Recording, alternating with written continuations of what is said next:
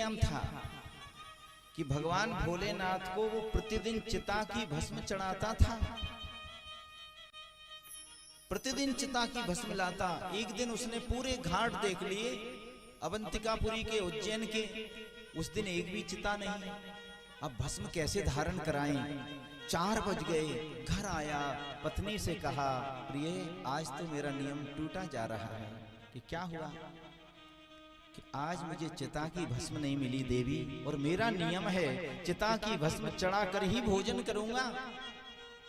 तू एक काम करना, मैं इस झोपड़ी में बैठ जाता हूं, तू इस झोपड़ी में आग लगा दे, मैं जल जाऊं और मेरी राख ठंडी हो जाए तो मेरा नाम लेकर भोलेनाथ पे चढ़ा देना, मेरा नियम टूटेगा नहीं।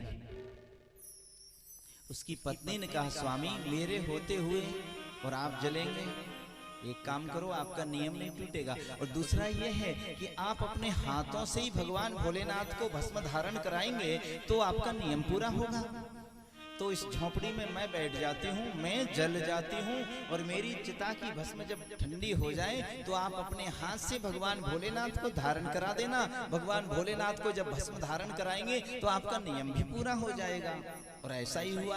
झोपड़ी में बैठ गई उसकी पत्नी, उसने फूस की झोपड़ी में आग लगा दी, उसका शरीर जल गया, राख उसकी ठंडी हुई, एक कपड़े में भरी और ओम नमो शिवाय कह करके भगवान भोलेनाथ पर उस भस्म को धारण करा करके खड़ा हुआ है। बड़ी शांति मिल रही है। उसी समय उसकी पत्नी पायल चमचमाते हुए आई और गले से लग गई। अरे तू तो मर गई थी। स्वामी, जिसके लिए तुमने भस्म किया था उसी ने मुझे जीवित कर दिया, उसी ने मुझे अपने पतिव्रत धर्म का संयोग दे दिया। और हे प्रभु, जिसके लिए मैं मरी थी उसी ने मुझे जीवन दे दिया। भोलेनाथ को भस्म धारण जरूर करवाइए। भस्म 3 प्रकार की होती है।